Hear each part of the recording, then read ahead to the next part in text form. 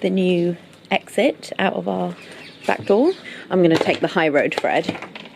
We are now exactly a month into the build, which is so cool. I thought this would be like quite cool look back on how much they progressed in 1 month. It's just amazing to see the transformation. They've started actually now building up the facade of the back. These will be the pillars next to the bifolds. And then we've moved the inspection chamber to here, although we're still waiting on Thames Water approval for that position, or they're not going to fill that in just yet. They've been digging more foundations here today, and they filled that concrete in as well so that this whole wall can start to be built up all the way down. But once again, just still waiting for manhole here to be approved that it can be removed, and then they will cover the whole thing. So they're working around the obstacles. Hi everyone, welcome back to the Home Renovation Series. 1 month of the build. I cannot believe it. It feels like it has been like this forever, but also it has gone by in such a flash because I blink and the transformation that our house has already had is just unreal. The biggest progress that we have seen so far has definitely been the last 2 weeks in the loft, especially.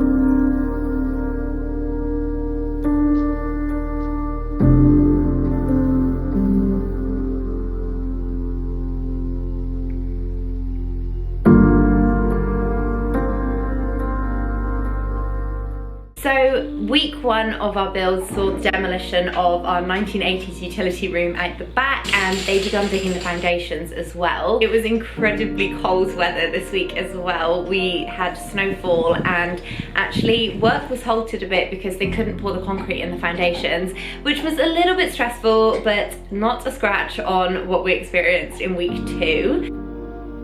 When the builders were still digging to start the foundations, we knew there were drains that had to be moved. However, we didn't realise one of them was a public drain, which just complicates things. You need to apply for legal and official removal and replacing. So that consumed a lot of our time and energy and was a cost that we just didn't really account for. So this actually halted the building work for a few days, and no one could do anything on site because there was actually nothing to do whilst we waited for the snow to clear and for the approval. And the scaffolding wasn't booked until the following week, so even though they managed to bring it forward a few days, and it went up earlier than expected, it meant they could just start the loft earlier. So week 3, and they took the roof off. So thank gosh the cold front had passed, or our house would have been freezing at every single corner. This was a really big moment because when we saw the space up in the attic, we were so surprised, and it also really helped us being able to like visualize the space more and like how we're going to be able to use it. Just arrived up the stairs, and I take a left into the spare room. And then the ensuite. At this point, now that we were seeing the build progress, I was also thinking a lot about interiors at this stage. Last week's video, I actually shared a few mood boards of the style that we're kind of going for in some of the rooms in the house. I really started thinking about the flooring and the carpet that I was going to use as well. I know it seems a bit premature to be thinking about carpet when I still haven't made a decision about the layout of my ensuite, but for me, the colour and texture and feel of the carpet and the floorboards is really important because it shapes a room, and it also helps decide like colour palettes as well, like a wall. You can choose any shade of paint in the universe, but the floor we pick is going to be the floor we have permanently in the house, so it's really important. So I'm just going through my samples box. It's a complete mess at the moment. Bits of tiles and kitchen cupboards and wood flooring. First up, the flooring. Now, I knew really soon on in which floor I wanted because my mum and my sister both have it in their houses. So I've seen the floor in its entirety in a house, and it's funny because I probably wouldn't have picked the floor based on just the sample. We were kind of almost going to go with this one, which is from UK Flooring Direct. European Oak Ivory Grand. Now they look so similar here, but this one is so smooth, like it's hard to show you on camera, but it's so smooth that every single little bit of hair or dirt or whatever this one drags in, whereas this with the grooves, it just doesn't show as much. And as well, I just like the texture. So we have a clear winner, Direct Flooring. So we're gonna lay it over the floor in here, which is not nice. And then it will go through the hallway into the kitchen, and then upstairs we're doing carpet. The floor in here is old, it needs to go, unfortunately. We would love to have kept the original flooring, but look, it's completely rotten in some places. It's also got that black tar on it around the edging of where the carpet would go. It's not in a good condition, so it would actually be quite expensive to be replacing floorboards that then wouldn't actually match the rest of the house. Next up, carpet samples. So this has been really difficult for me to choose, even though we're not at a stage where we need to pick yet. I just kind of want the shade and texture that we're gonna go with. Knowing the shade and texture of like what kind of carpet we want now will just help me make better decisions on paint colours, and also need it to go nicely with the wood flooring. To now actually go back and figure out my budget. Then I figured out the square metre of the areas that we are going to carpet, and that was coming to about £3,500, and we don't have £3,500 in the carpet budget. So back to the drawing board. This one arrived, and look how deep it is. That would never work for a runner on the stairs, and we're going to have a runner on both sets of stairs. So it needs to be thin enough, but not too thin. Look how thin that is, and that's 50 quid a square metre. I normally order all the samples, and then I will say to Freddie, these are your options, I've narrowed them down, and he's always like, you've just kept like the top end bracket here and you're not showing me a real representation of everything. So this time I was like, right, well, I'll order £5.99 a square metre from Carpetright, and they showed up and they are rank. It's just a no. It looked like a really lovely like textured wool in the picture, but it's not, there's no texture at all, it's completely smooth, it's just different speckles of wool. Not nice at all. Glad I ordered the samples though, because I can roll them out. This is my current favourite. I love the herringbone look. It's 100% undyed wool. The only thing with 100% wool is you can get like wool mites, or like some sort of mites in your carpet that eat all the wool, and you have to replace the carpet, and it's obviously a very expensive replacement there. Only flaw with this. So in my never-ending search for carpets, I found this one on John Lewis at £18 a square metre, which is actually well within our budget. I love the detail on it. Well priced at £18 a square metre for 100% wool, but the mite problem again. I was kind of looking for like a 70% wool, 30% tencel blend.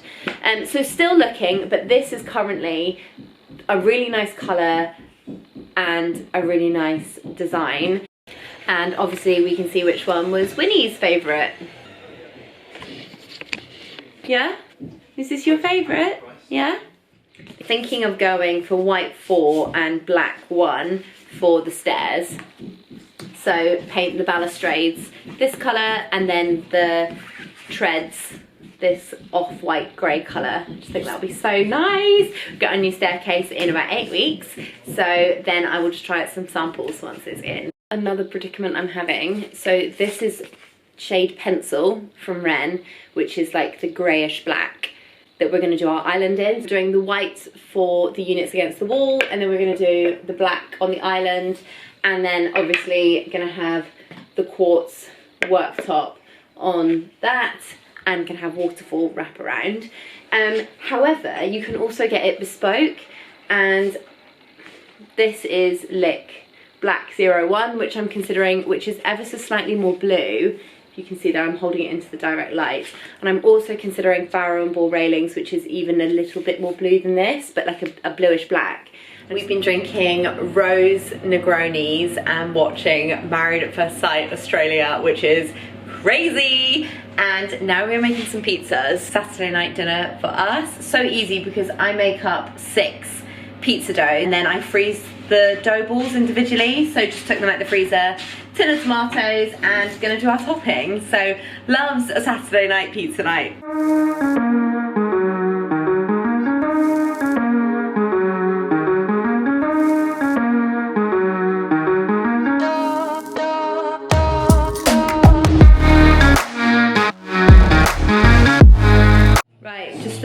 Regular Sunday night in the Weber household. We are emptying our kitchen cupboards because they are demolishing them tomorrow. Winnie is in the cupboard helping herself to her food, so it's all chaos right now. Removing stuff from here. We're going to put all our kitchen goods on there. So they're removing this double unit tomorrow because behind here is a steel, and they need to knock this down to see how far the concrete goes underneath.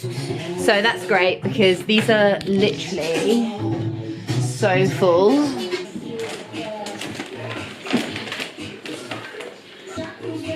I can see what you're doing, Winnie. Go for gold! Go!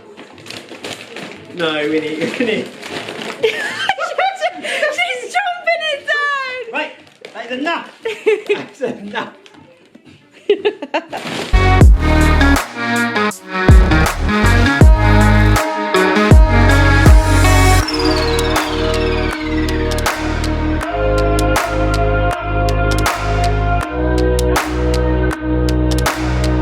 Red lentils will never ever use. That's a lie! I make lentil soup sometimes. Toasted coconut. Pine newts. Stop it! Pumpkin weeds. Freddie and I just came downstairs and the kitchen cupboards are gone. All gone. We're gonna have a run of worktop that starts here and goes all the way to this steel here. Now this is the new kitchen. Ain't it a good look?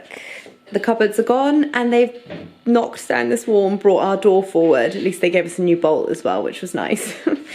And this is wild, but to lock our door at night, we have to use this. It's chaos.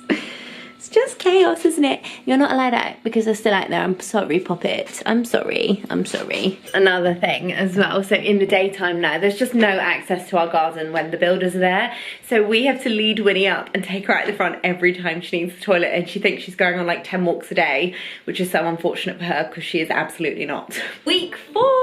So this was the week that we actually realised that the space in the loft is not as big as we had imagined it was going to be. It's still an amazing room, however it's definitely going to be a guest suite now, which sounds so fancy, a guest suite. We'd kind of hoped that we were going to move up there. We were still umming and ahhing it, and the decider was that we realised we can't fit a king size bed up there, and so it means that it would be a double, and we're used to the space of a king and I just can't go back. It would be a compromise. So we're gonna stay on the first floor, and that's definitely gonna be a guest room, which I actually now think is so cool because our guests have this whole floor to themselves. They have their own private bathroom, they have the beautiful views across the neighborhood. It just works really well. Also, someone DM'd me a really good point. They were like, once the novelty of having another floor has passed, you're definitely gonna want the room with the space. So there's no point in living in a cramped space when you have a much bigger bedroom that's like more suited to your size.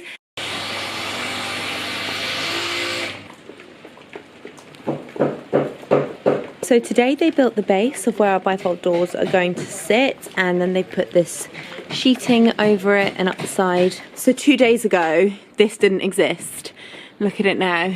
So this is going to be the back wall. They've built the window there, that's going to be the ensuite window here. And then if I just walk around here, and then this is going to be the bedroom window. We've done it quite big, look at that. I'm just measuring that up now. It's gonna be 700 wide by 1650 tall, just leaving a skirting gap at the bottom and then a kind of gap at the top for a rail. It was our builder's birthday today and they put up the banner. Cute. So this is now the ceiling height. If you can see next to Freddie, it's like super low. The reason we can't go any higher than this is that there's like a legal height limit in the area, so that's like the max you can go for planning permission. They did look at lowering the ceiling on the first floor to give like better head height here, but it was going to be so invasive considering we're living through the build in the house and cost so much more money that we just ruled that out as not an option. This is our ensuite window, which is 40 by 70, and they've built that in. Although now that I'm looking at it, it looks a bit small.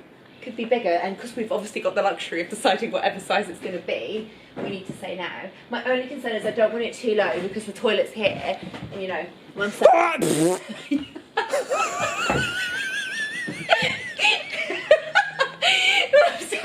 toilet. I don't want the whole world to see my bum. Apart from, well, yeah, the angles just won't work, but yeah. Tap, tap, tappery. That's your new office. You better sit down a bit or you're going to be smacking your head on that ceiling. So what I really want to do is, obviously these are the beams for the ceiling, which in between they're going to put the insulation, but I'm just really hoping that we can get slimmer insulation and have these exposed. Once I start with the interiors up here, I want it like a cabin cozy feel, and I just think exposed beams on the ceiling would just look amazing. Now I've been speaking to the builder about it, and there's a bit of an issue because obviously the insulation does have to go in between, and they need to put wood connecting these to like hold them up. So they're looking into it to see what we can do. Fingers crossed it's possible. Okay, so after visiting the loft yesterday, we are now looking at plans and going to draw out how we are going to redo the layout of the ensuite. Someone is not up for this task on a Sunday afternoon. Snoozeville. We've got the fire on, we've got Paddington on the TV, and we are just trying to work this out. Unfortunately, I just don't like this layout, but the shower head has to go here. It can't go on this shared wall. All the plumbing is going to be going down this exterior wall here, but we can't line the three up together. So this is where they propose it. I just think it's a bit of a clunky flow with that being the shower screen. I don't know, so we're trying to figure out if we have the toilet here or will your knees knock into the glass, but then do you want a sink in a corner? Ugh. Does that help you visualise it? That the window is 2/3 the length of Winnie. 2/3 the length of Winnie. Alright, okay, I'm sorry. All right. Whoa! Whoa! I'm sorry. Having the glass bit here that tucks in means it's going to be like a visual obstruction from like coming in the door here. So I don't think I want that. So it can just be a straight sheet of glass. This is going to be a wet room area, so it's going to be the same tiles as the rest. What are you doing? Are you ready to play? Oh, you steamed up my camera. Shower niche here, the valves here, and then the shower head coming out of this wall. So I guess that gives this area more of a flow. So we've just come up to the loft. Plan, the tape measure. We're just going to measure it out to see what's going to work. 900 this way. The middle of this. Can you block the window? 4 plus 550, 950 deep. Bloody hell. Toilet? Yeah, that's mad. I didn't think toilets were that deep. What? Right, so we've come to the two options. Like this is going to be an 800 wide, that's 900 deep. Toilet on as you come in here, but because the pocket door sleds this way, you'll kind of enter the room this way, so you won't actually like bump into the toilet, and then have the sink in this area. It doesn't leave a lot of space here. It's kind of like cooped up at the sink. Part B is shower has to be here, unfortunately. Have the sink here and have like a nice big vanity and a big sink, lots of space here, and then have the toilet facing here, like under the window. And because the window is quite high, this is the window base here, you could easily fit a toilet there and not be like exposed to the world. That will be taking away Excuse me? the top of our house. What? That's supporting our whole house right now. No, it's not, is it? But it will do when they start taking this out. Oh, so they're like preparing for it. Freddie, if our house falls down, I won't be pleased. Look, this is coming out and this is coming out. Oh wow. Okay. Here we go. Should we see what they've done today, Winnie? Oh, straight out there to investigate. Ooh. This is it. This is where they're at. Feels so weird that I'm like outside at the moment, but in a couple of weeks' time this will be indoors. It's just mad to think. Here the walls slowly going up. So they're starting to build the internal wall here. These are the bricks they demolished from this extension here in week 1, and they're now going to be rebuilt back up in the new extension. I love that. 4 weeks of living in a building site. There's definitely been way more positives than negatives, because obviously we're getting this beautiful house at the end of it. Each week I think there's something new that's been like the biggest struggle, and I think actually at the moment it's Winnie. Like, just, this is her garden, and she obviously doesn't have a garden right now, so we have to take her out the front every time, like I said, and just, I can't wait to get the garden back for her and just have those doors open and we can just come in and out and it'll be so chill, and love it. Hello. Well, that's it from me, and thank you so much for watching another video. I'll be back next Monday with my next episode of the Home Reno series. In the meantime, you can check out my daily updates on Instagram, and I will see you next week. Bye!